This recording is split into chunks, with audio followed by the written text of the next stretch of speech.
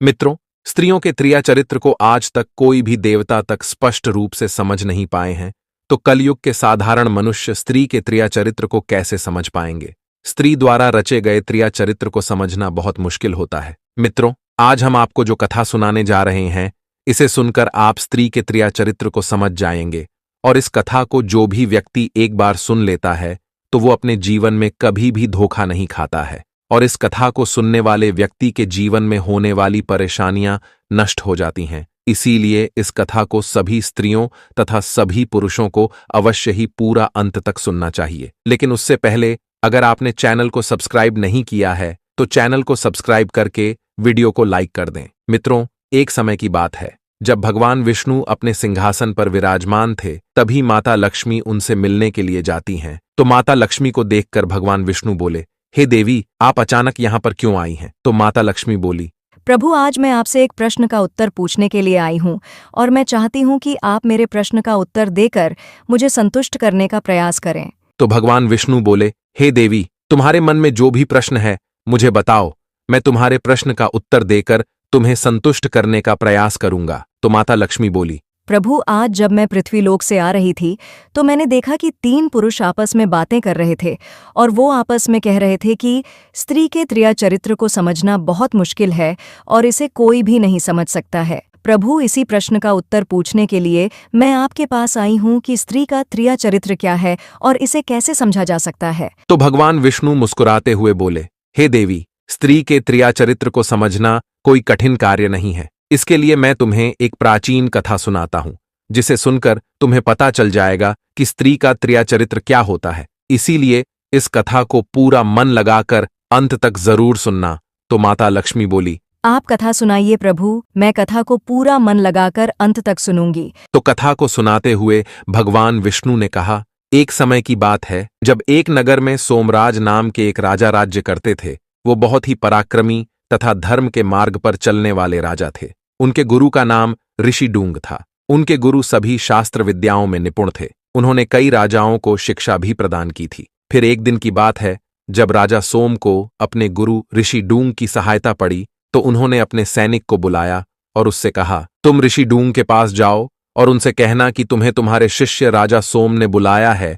तो सैनिक ऋषि डूंग के आश्रम में जाता है तो देखता है कि ऋषि डूंग अपने आश्रम में ध्यान लगाए बैठे हैं। फिर जब ऋषि डूंग ने आंखें खोली तो उनकी नजर उस सैनिक पर पड़ी। तो उन्होंने उस सैनिक से कहा, हे पुत्र, तुम कौन हो और यहाँ किस लिए आए हो? तो सैनिक ने कहा, हे मुनिवर, मैं राजा सोम का सैनिक हूँ और उन्होंने मुझे आपको बुलाने के लिए भेजा है। उन्हें आपसे कोई आवश्यक कार्य पड़ गया है। उस सैनिक की ये बात सुनकर ऋषि डूंग ने कहा, तुम चलो, मैं आता हूं।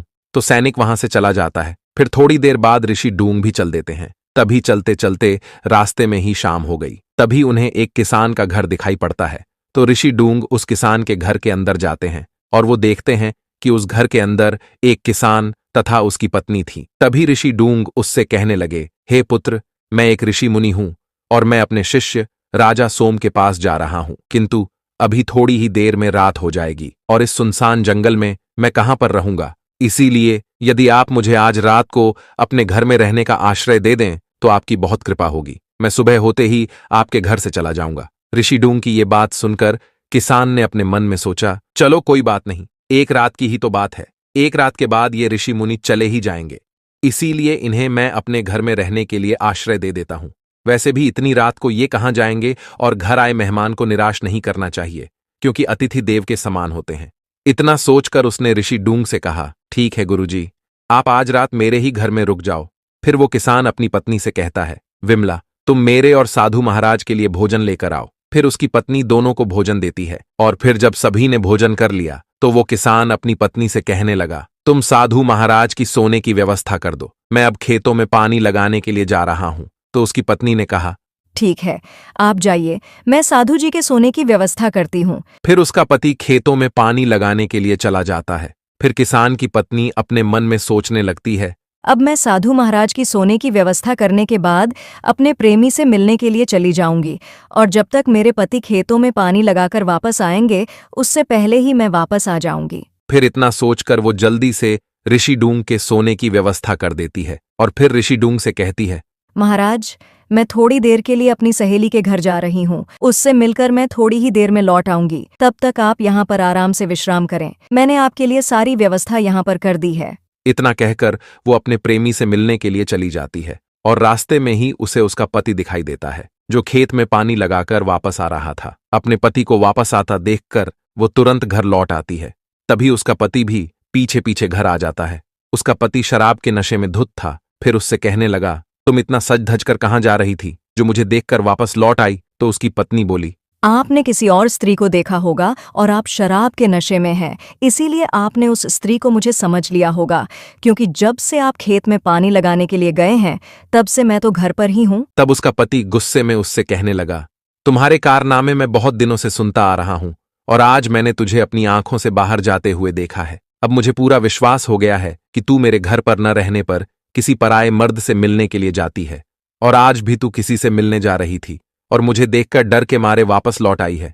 इतना कहकर उसने अपनी पत्नी को डंडों से खूब पीटा और उसे घर में एक खंभे से बांध दिया, और नशे में होने के कारण उसे नींद आ रही थी, इसीलिए वो वहीं पर सो गया। वहीं दूसरी तरफ किसान की पत्नी की एक सहेली थी जिसका नाम उमा था, और उमा का पति राजा सोम के यहाँ सैनिक का काम करता था। उमा ने जब अपने पति को गहरी नींद में सोते हुए देखा तो मौका का फायदा उठाकर वो अपनी सहेली से मिलने गई, और उसने देखा कि मेरी सहेली तो खंभे से बंधी हुई है। फिर उमा किसान की पत्नी से कहने लगी, ये सब कैसे हो गया? तो किसान की पत्नी ने उमा को सारी बात बताई। तो उमा उससे कहने लगी, तुम्हारा पति तो नशे में धुत होकर सो रहा है। यदि तुम्हें अपने प्रेमी से मिलना है तो तुम अपने प्रेमी से जाकर मिल लो। मैं तुम्हारी रस्सी खोल देती हूँ और तुम्हारी जगह मैं स्वयं को बांध लेती हूँ, ताकि यदि तुम्हारे पति की नींद खुलेगी भी तो उसे लगेगा कि मेरी पत्नी बंधी हुई है। तो किसान की पत्नी ने कहा, ठीक है। फिर उसकी सहेली उमा उसे खोल देती है और स्वयं को उसी खंभे से बांध लेती है। फिर किसान की पत्नी अपने प्रेमी से मिलने के लिए चली जाती है। फिर थोड़ी देर बाद जब किसान की नींद खुलती है तो उसे अपने किए पर पछतावा होने लगता है, और वो अपने मन में सोचता है, अब मुझे अपनी पत्नी को खोल देना चाहिए। फिर इतना सोचकर वो खंभे के पास जाकर कहने लगा, विमला, अगर आज के बाद तू बाहर जाना छोड़ देगी और मुझसे जबान लड़ाना छोड़ देगी तो मैं अभी तुम्हारी रस्सी खोल दूंगा। मुझे अपने के पर पछतावा हो रहा है मित्रों। पर उस बेचारे किसान को ये नहीं मालूम था कि ये मेरी पत्नी विमला नहीं बल्कि उसकी सहेली उमा है। वो किसान नशे में धुत था, इसीलिए वो उमा को ही अपनी पत्नी समझ रहा था। फिर किसान ने दोबारा से कहा, यदि तुम आज के बाद ऐसा कार्य नहीं करोगी तो मैं तुम्हें अभी खोल दूंगा। किंतु आवाज को पहचान जाने के डर से उमा ने उसकी एक भी बात का कोई जवाब नहीं दिया और चुपचाप खड़ी रही। फिर किसान को गुस्सा आ जाता है और वो घर से चाकू लेकर आता है और उसकी नाक काट देता है, लेकिन फिर भी उमा कुछ नहीं बोली और चुपचाप खड़ी रही। फिर वो किसान वहीं पर फिर से सो जाता है। उधर वो साधु महाराज भी नहीं सोए थे और सभी की बातें सुन रहे थे। फिर काफी देर बाद जब किसान की पत्नी विमला घर लौटकर वापस आई तो उसने देखा कि उसकी सहेली उमा की नाक कटी हुई है। तो उसने उमा से कहा, क्या हुआ, तुम्हारी नाक कैसे कट गई? तो उमा कहने लगी, तुम्हारे पति ने तुम्हें समझकर मेरी नाक काट दी। ये बहुत दुष्ट है, इसे छोड़कर तुम कहीं भाग जाओ। उमा की ये बात सुनकर विमला ने अपनी सहेली उमा को खोल दिया। फिर उमा अपने घर गई। फिर जब सुबह वो किसान नींद से उठा तो अपनी पत्नी से कहने लगा, हे दुष्ट स्त्री, अब तू कुछ बोलती है या नहीं, या फिर अब की बार तेरे दोनों कान भी काट दूं। किसान की पत्नी विमला जोर से चीखती चिल्लाती हुई बोली, अरे ओ मूर्ख आदमी, मुझे धिक्कार है तुझ पर, जो मुझ जैसी पतिव्रता स्त्री की नाक काटने वाला और मुझे बदनाम करने वाला इस दुनिया में भला कौन हो सकता है।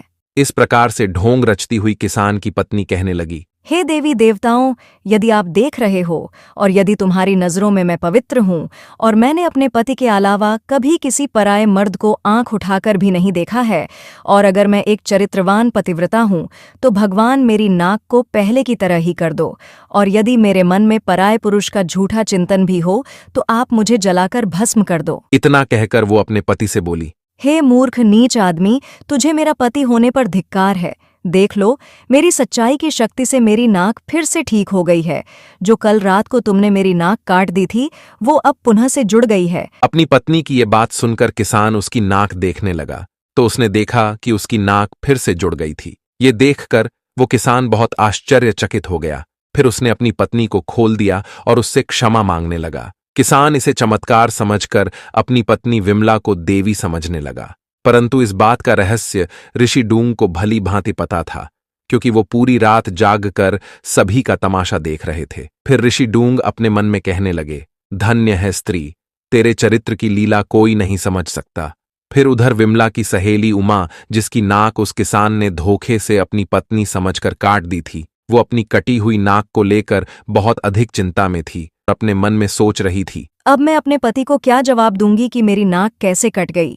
फिर वो इतना सोच ही रही थी, तभी उसका पति उद्धव, जो कि वह एक सैनिक था, वो राजा के महल में जाने के लिए तैयार होकर वहां आता है और उमा से तलवार और कटार मांगने लगा। तभी उमा ने चिल्लाते हुए कहा, मैं बस इस घर की नौकरानी बन गई हूँ।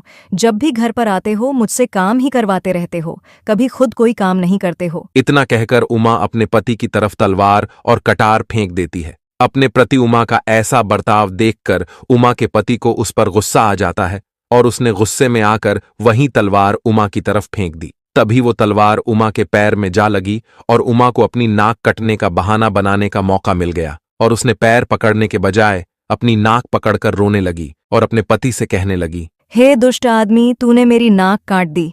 मैंने ऐसा कौन सा अपराध कर दिया था जो तूने तलवार से मेरी नाक काट दी। तो उसका पति अपने मन में सोचने लगा, मेरी तलवार तो इसके पैर पर जाकर लगी थी, फिर इसकी नाक कैसे कट गई। इतना सोचकर वो कहने लगा, परंतु मेरी तलवार तो तुम्हारे पैर पर लगी थी, तो तुम्हारी नाक कैसे कट गई। तो उसकी पत्नी बोली, दुष्ट आदमी, तेरी तलवार पहले मेरी नाक पर ही लगी थी, बाद में मेरे पैर पर लगी। तो उसका पति कहने लगा, किंतु मैंने जानबूझकर ऐसा नहीं किया है। तो उसकी पत्नी बोली, अब मैं इसका बदला तुझसे लेकर ही रहूंगी। अब मैं राजा के दरबार में जाऊंगी और तुझे सजा दिलाऊंगी। इतना कहकर उसकी पत्नी राजा के दरबार में पहुंच जाती है और अपनी पत्नी के पीछे पीछे वो सैनिक भी राजा के दरबार में पहुंच जाता है। फिर राजा ने उस सैनिक की पत्नी को अपने दरबार में देखकर उससे पूछा, क्या बात है, आज आप अचानक मेरे दरबार में क्यों आई हैं। तो उमा राजा से कहने लगी, महाराज, आपके सैनिक यानी मेरे पति ने मेरे बिना कोई कसूर के मेरी नाक काट दी और मुझे जान से मारने की कोशिश भी की।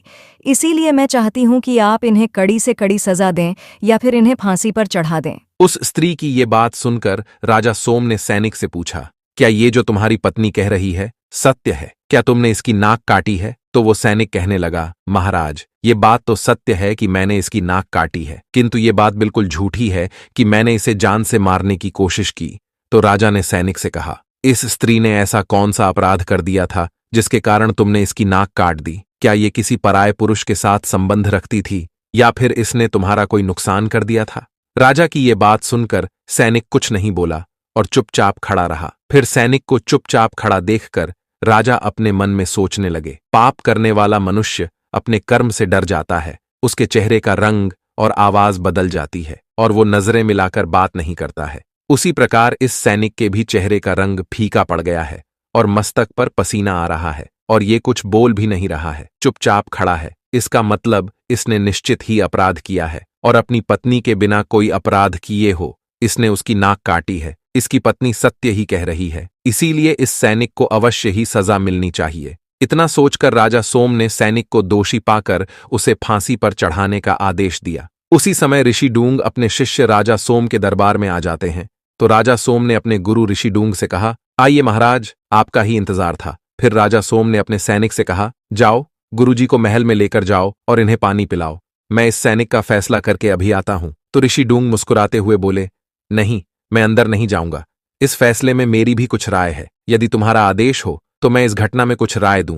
तो राजा सोम ने कहा, अवश्य गुरुजी, आप अपनी राय निश्चिंत होकर दीजिए। तो ऋषि डूंग ने राजा सोम से कहा, हे शिष्य, ये एक त्रिया चरित्र की घटना है जिसके बारे में मैंने तुम्हें बताया था। किसी भी स्त्री के मामले में जल्दबाजी में निर्णय नहीं लेना चाहिए। हे शिष्य, यहां अन्याय हो रहा है, तुमने गलत फैसला सुनाया है। ये सैनिक बिल्कुल भी निर्दोषी नहीं है, इसने कोई अपराध नहीं किया है, बल्कि इस कुटिल स्त्री ने इसे अपनी जाल में फंसाया है। तो राजा सोम ने अपने गुरु से कहा, किंतु गुरुजी, ये कैसे हो सकता है? तभी ऋषि डूंग ने राजा सोम को किसान के घर वाली सारी बात बताई और कहा, हे शिष्य, जब ये घटना घटित हो रही थी तब मैं वहीं पर था और मैंने अपनी आंखों से इस पूरी घटना को होते हुए देखा है। अपने गुरु की ये बात सुनकर राजा सोम ने तुरंत उस किसान की पत्नी को बुलाया और उससे कहा, क्या ये सत्य है कि तुम्हारे पति ने तुम्हारे धोखे में इस स्त्री की नाक काट दी थी?